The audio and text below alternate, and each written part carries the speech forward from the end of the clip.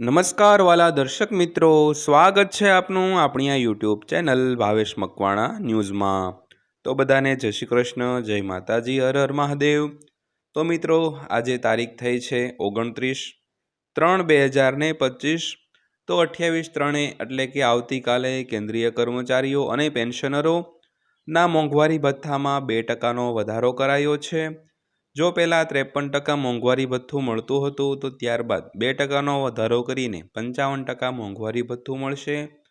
તો ગઈકાલે કેબિનેટ મંત્રીની જે છે અશ્વિની વૈષ્ણવ, તેણે જાહેરાત કરી હતી। તો બધાને ખૂબ ખૂબ હાર્દિક શુભકામનાઓ કે 2% મોંઘવારી ભથ્થામાં વધારો થયો છે। તો મિત્રો, આજના વિડીયોમાં પણ આપણે ખૂબ સરસ મજાની ચર્ચા કરવાના છીએ, એટલે વિડીયો અંત સુધી જોઈ લેજો। અને હજી સુધી આપણી આ ચેનલને તમે સબસ્ક્રાઈબ ન કરી હોય તો ડેઈલી આવી જ માહિતી મેળવવા માટે આપણી આ યુટ્યુબ ચેનલને ખાસ કરીને સબસ્ક્રાઈબ કરી લેજો દોસ્તો। તો શરૂ કરીએ આજનો વિડીયો। તો વાત કરીએ તો ડીએ બાકી રકમ, કર્મચારીઓ માટે મોટા સમાચાર। વાસ્તવમાં કર્મચારીઓના મોંઘવારી ભથ્થામાં વધારા પછી હવે કેન્દ્રીય કર્મચારીઓના 18 મહિનાના ડીએ એરિયર્સ પર એક મોટો અપડેટ આવ્યો છે, જેને કારણે કર્મચારીઓને 18 મહિનાના મોંઘવારી ભથ્થાની બાકી રકમ મળવાની શક્યતા વધી ગઈ છે।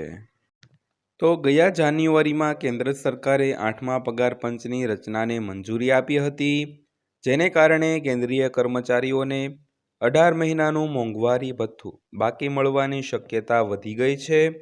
તો દરમિયાન સરકારે ફરી એકવાર ભથ્થા અંગે ગૃહમાં પોતાના જવાબ આપ્યો છે। તો સરકારે શું કહ્યું તે જાણીએ। તો કેન્દ્ર સરકારે પુષ્ટિ આપી હતી કે કોવિડ-19 રોગચાળા દરમિયાન રોકેલા 18 મહિનાના મોંઘવારી ભથ્થા અને મોંઘવારી રાહતના બાકી ચૂકવણા ચૂકવશે નહીં। તો નાણાં મંત્રાલયે સંસદના બંને ગૃહોમાં લેખિત જવાબમાં જણાવ્યું હતું કે સરકારી નાણાં પર દબાણ ઘટાડવાના ઉદ્દેશથી આ નિર્ણય લેવામાં આવ્યો છે। તો લોકસભામાં નાણાં રાજ્યમંત્રી પંકજ ચૌધરીએ માહિતી આપી હતી કે રોગચાળા દરમિયાન ડીએ અને ડીઆરના 3 હપ્તા સ્થગિત કરવામાં આવ્યા હતા। તો તે રિલીઝ કરવાનો હેતુ નથી। તો મંત્રીએ ડીએના બાકી ચૂકવણા ન કરવાના કારણો સમજાવ્યા। તેમણે કહ્યું કે 2020માં રોગચાળાની પ્રતિકૂળ નાણાકીય અસર અને સરકાર દ્વારા લેવામાં આવેલા કલ્યાણકારી પગલાંના ભંડોળને કારણે બોજ વધ્યો હતો। તો તમને જણાવી દઈએ કે નાણાં મંત્રાલયે સપા સાંસદ આનંદ ભદૌરિયા દ્વારા પૂછવામાં આવેલા પ્રશ્નનો આ જવાબ આપ્યો છે। તો હાલમાં 53% ડીએ છે। તો હાલમાં કેન્દ્ર સરકારના કર્મચારીઓ અને પેન્શનરોને મોંઘવારી ભથ્થું અને મોંઘવારી રાહતનો દર 53% નક્કી કરવામાં આવ્યો છે, જે 7મા પગાર પંચની ભલામણો પર આધારિત છે। તો કેન્દ્ર સરકારે તાજેતરમાં 8મા પગાર પંચની રચનાને મંજૂરી આપી છે, જે આગામી વર્ષથી લાગુ થવાની અપેક્ષા પણ છે। તો આ પહેલાં આ વર્ષે પણ 2 વાર ડીએમાં વધારો થવાનો અંદાજ છે। ત્યારબાદ વાત કરીએ તો પગાર પંચના બંધારણ વિશે।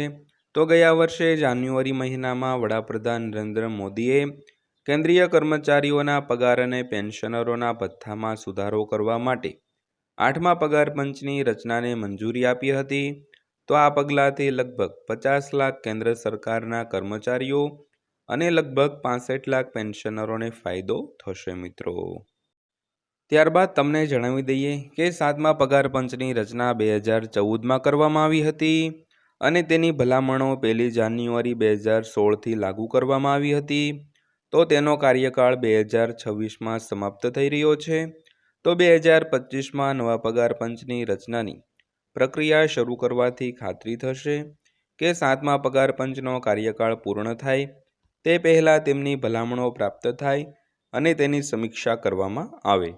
તો મિત્રો, આ હતી આજની માહિતી પસંદ આવી હોય તો વિડીયોને લાઇક કરજો અને રોજે રોજ આવા જ વિડીયો જોવા માટે આપણી આ યુટ્યુબ ચેનલને અત્યારે સબસ્ક્રાઈબ કરી લેજો મિત્રો। તો ફરીવાર પાછા મળીશું એક નવા વિડીયો સાથે, નવી માહિતી સાથે। ત્યાં સુધી સૌને જય હિન્દ, વંદે માતરમ।